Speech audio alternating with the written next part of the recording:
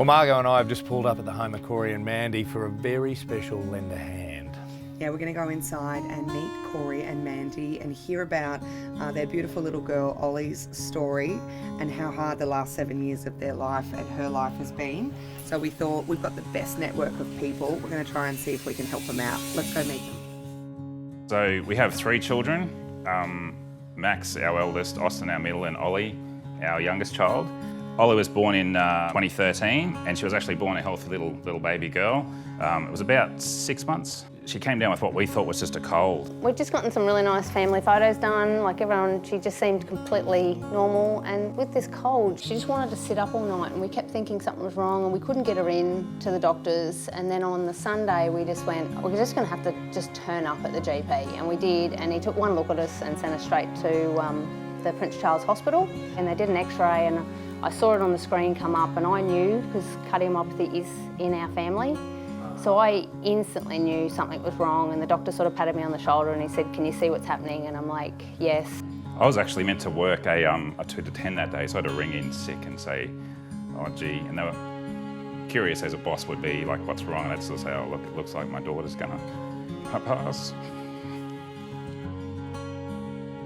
Any parent would do anything for their kids, but when they're just lying there and you can't help them and you realise, you know, it's out of your hands, there's nothing you can do, that's just devastating, you know, like trying to, yeah, you're just hopeless.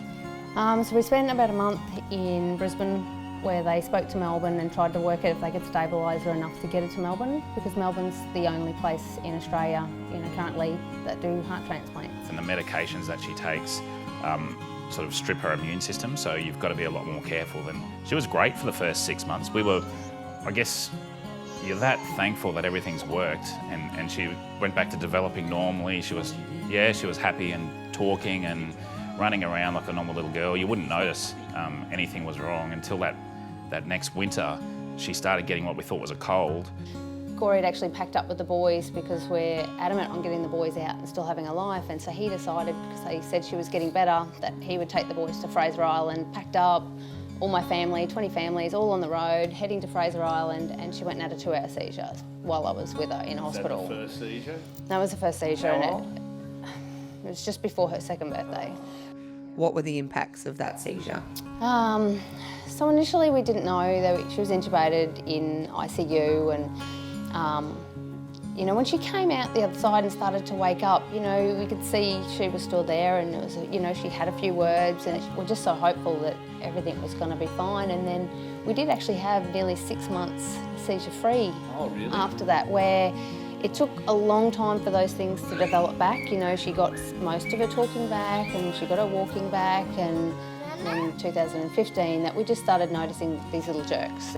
Ollie's becoming more and more delayed, like she can no longer talk. She's got like 2 or 3 words, hundreds of seizures a day. So the skills that I guess we take for granted, just walking around and those sorts of things, are a real challenge for Ollie now. When she was little, we could carry her.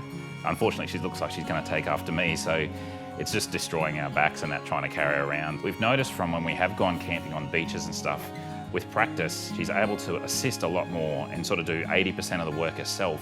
What do you need help with?